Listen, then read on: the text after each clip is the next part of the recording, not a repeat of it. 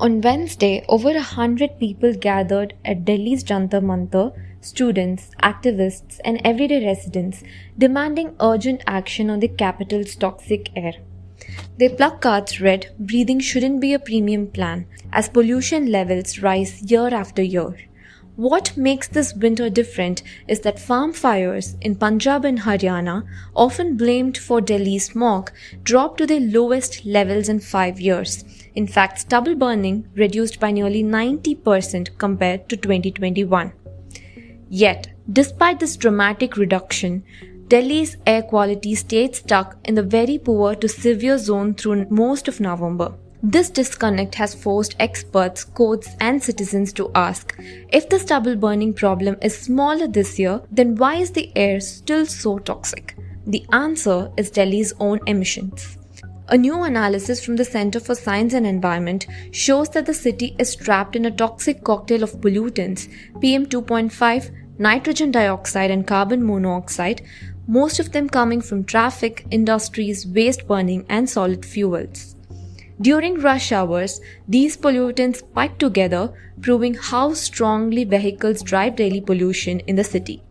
Carbon monoxide levels too breached safe limits at more than 20 monitoring stations, with Dwaraka Sector 8 recording violations on 55 out of 59 days.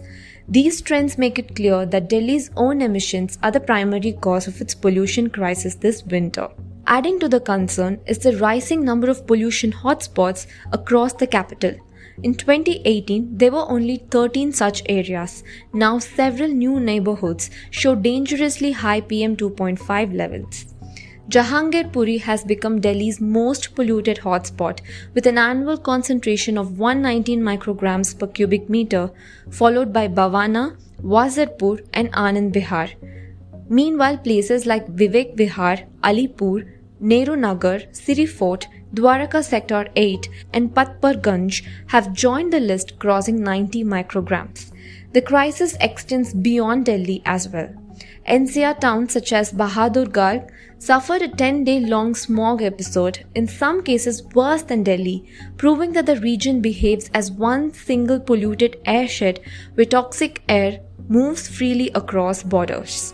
This alarming situation has drawn the attention of both the Supreme Court and Parliament. The Supreme Court recently warned that Delhi's pollution cannot be dismissed as a routine seasonal problem.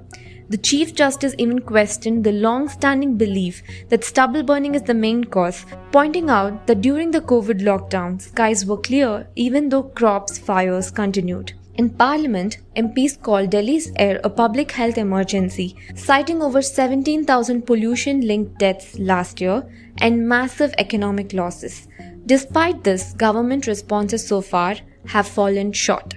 Delhi tried cloud seeding experiment as an emergency measure, but it failed to make any meaningful difference.